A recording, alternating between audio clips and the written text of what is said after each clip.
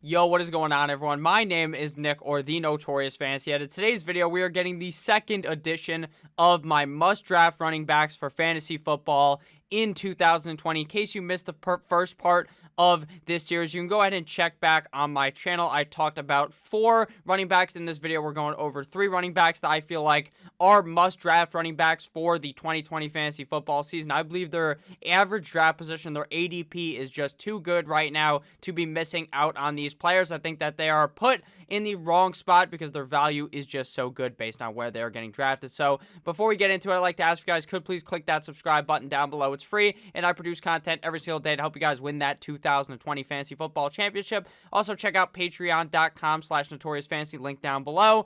For my draft guide, it's $7.50 for the whole month of August. So let's get right into it. Must draft running backs for fantasy football in 2020. Also, guys, I got my power back. I know in my second video that's being uploaded later, I talk about how it wasn't back because I recorded that earlier today. Now it is back, though, so we're going to be back to uploading 2 times a day pretty much every day. Must draft running backs for fantasy football in 2020. First guy to talk about here is my main man, Josh Jacobs of the Las Vegas Raiders. FFPC ADP 15.63, FFPC high stakes fantasy football website, so it's like $50+ to get into these drafts.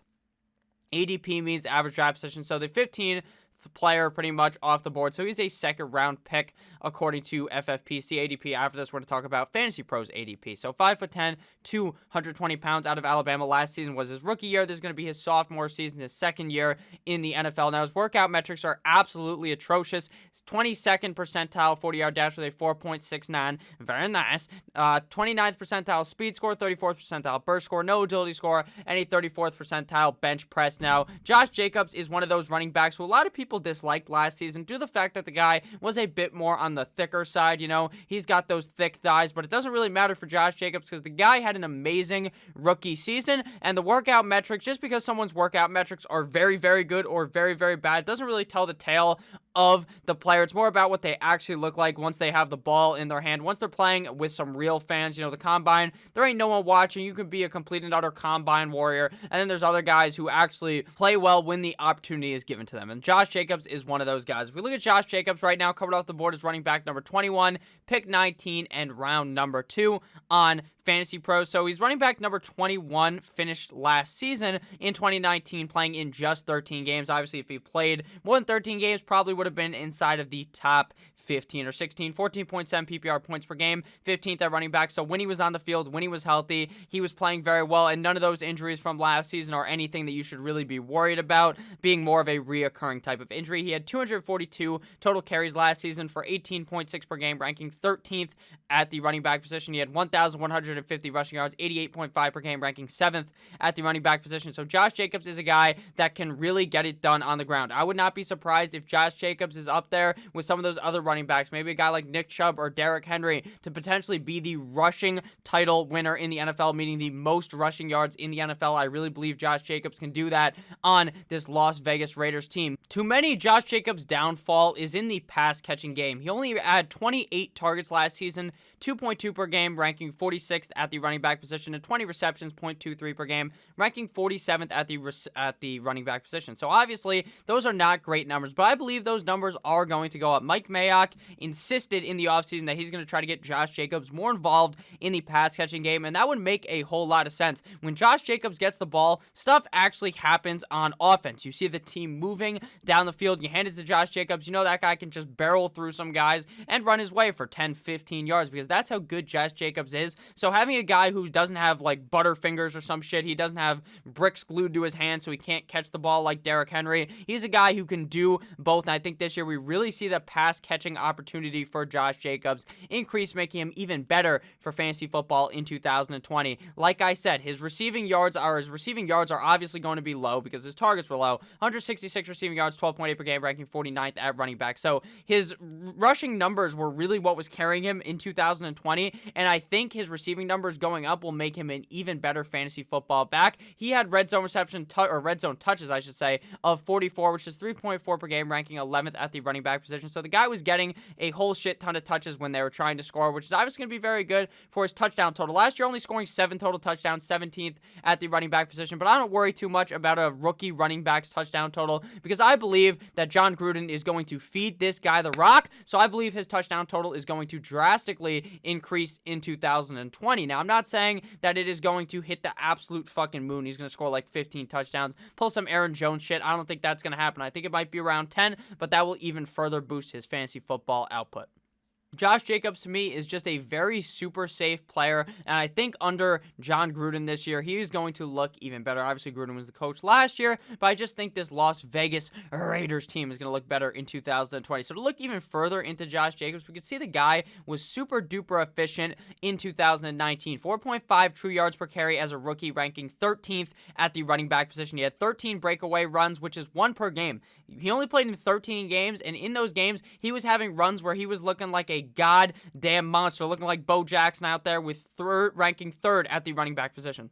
And with that pace he was putting up, he probably would have finished number 1 in breakaway runs since he was doing 1 per game. He had 81 evaded tackles, so this guy is a goddamn beast. He's like that video of Marshawn Lynch, where have you ever seen the Marshawn Lynch? It's called like the Beast Quake, where he's playing up against the Saints, I believe, and he's just fucking running through these guys, mauling through them. That's what Josh Jacobs does. He puts the team on his back. 6.2 per game, ranking 8th at the running back position, and a 30.9% juke rate, 6th at the running back position. Now, this guy might be diesel. He might be super thick like Kim Kardashian, but the guy gets loose in the backfield, and if you give the ball to Josh Jacobs, like I said, he is going to make people miss and make plays happen. So I really do like Josh Jacobs for fantasy football in 2020. Second player to talk about today is Sony Michel, FFPC ADP 117.52, New England Patriot, 5'11", 214 pounds, out of Georgia, 25.5 years old for Sony Michel, obviously out of Georgia, the school that breeds running backs. 4.54 40-yard dash ranking in the 67th percentile. He has 67th percentile speed score, no burst score, no agility score, and a 67th percentile bench press,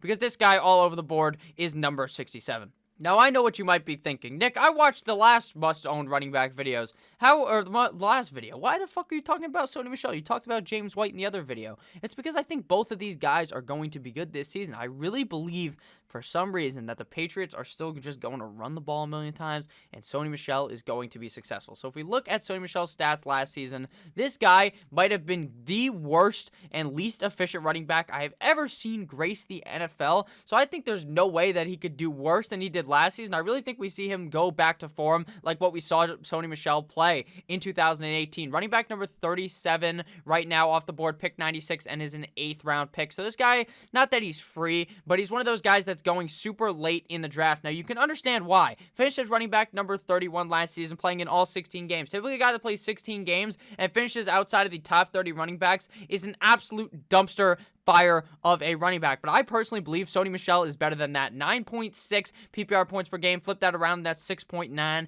Very nice. Number 40 at the running back position. 247 carries, 15.4 per game, ranking 9th at the running back position. So he was given the opportunity. He just wasn't doing shit with it. 914 rush yards. Didn't even have over 1,000 yards. 57.1 per game, ranking 16th at the running back position. 20 targets, 1.2 per game, ranking 60th at running back. 12 receptions, 0.8 per game, ranking 65th at running back.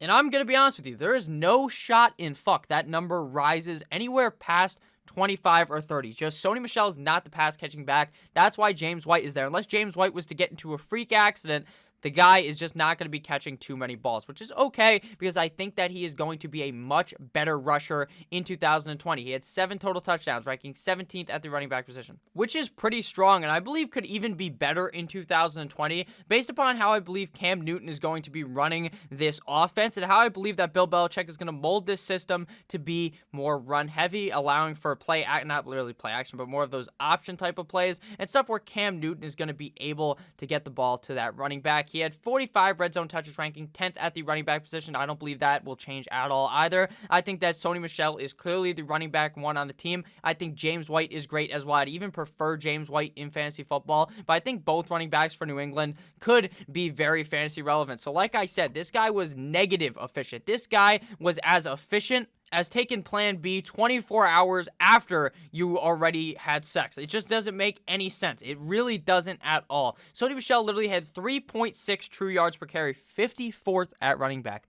54th fucking 4. He's the running back 1 on the New England Patriots, and there's 32 teams in the NFL. He was so bad last year. It was honestly embarrassing, and I just think he has the bounce back year. 6 breakaway runs, really wasn't doing anything. 27th at running back, 19.3% juke rate, 40th at running back, 50 evaded tackles, 21st at running back. The guy just wasn't doing anything at the elite level that I believe Sony Michel could. So based off of all of that, I think we saw some huge regression last year, but we see that absolutely explode in 2020, and we see Sony Michel crash land onto the moon. So if you guys have enjoyed this video thus far, please make sure to click that subscribe button down below. So we got the final running back that is must draft for me, and that is Alexander Madison, running back of the Minnesota Vikings. FFPC ADP 113.52, 5'11", 221 pounds, out of Boise State, 22.1 years old. 4.67 40-yard dash, which just seems completely false because he seems like he runs faster than that. 26th percentile for that, 37th percentile speed score, 74th percentile burst score, 47th percentile agility score,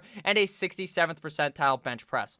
Now, Alexander Madison is really the only player on this list that isn't the starting running back of their team. Now, the reason why Alexander Madison is on there is because of Dalvin Cook. Now, we're going to go ahead and get in Alexander Madison's stats before we break this down. So, last season he finished as running back number 43, pick 120 right now off the board, going in the 10th round. So, he is one of those premium type of handcuffs. The premium handcuff, in my opinion, besides maybe Latavius Murray. Now, Alexander Madison last year finished as running back number 60, playing in 13 games, 5.3 PPR points per game, 100 total carries, 7.7 per game, ranking 45th at running back, 462 rushing yards, 35.5 per game, ranking 41st at running back, 12 targets, 10 receptions, 82 receiving yards, red zone touches were 27, which is surprisingly high for a guy that wasn't getting all that much use in that Minnesota offense. Dalvin Cook is clearly the workhorse of that team, and total touchdowns were 1, ranking 73rd at the running back position. Now, those stats are not gonna fucking whisper some sweet nothings into your ear and make you want to draft Alexander Madison. They're not gonna make you bust in your shorts, straight up jizzed in my pants. That's not what's going to happen when you look at Alexander Madison's stats. But what will make you do that is looking at the opportunity. The opportunity is in Dalvin Cook's injury. This guy has never completed an NFL season, and I promise you, he won't in 2020. The odds are just in your favor of thinking Dalvin Cook won't play 16 games. So if we look at Dalvin Cook's kind of injury type of deal here, he's missed 2 games from a left shoulder sprain, missed 0 games from a right SC joint sprain that he had. His hamstring strain missed 5 games, and he had an ACL tear, which missed him 12 total games.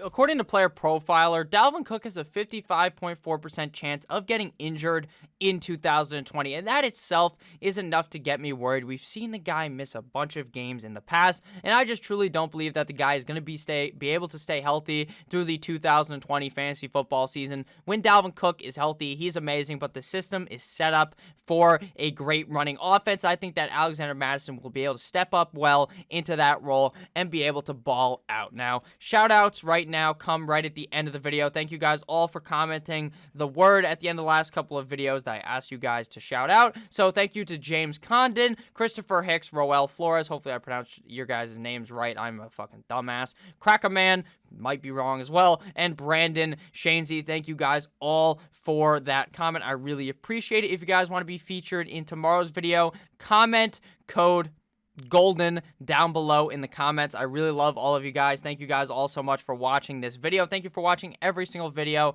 that I put out. Even if you're just new to this video, that means the world to me. Just if you watch through the whole fucking video. I really appreciate the support I've been seeing from you guys. Please make sure to check out the Patreon. All that shit needs to be updated soon. Due to the fact that I just didn't have power, I couldn't update it. But now, in the next couple of days, I'll be making some big moves on there. I love all of you guys. The support has been unreal. I can't wait to see you guys later with another video with a mock draft. I said I didn't have power, but I actually do now. I love you all. See you motherfuckers later, actually, again, with some heat. Goodbye.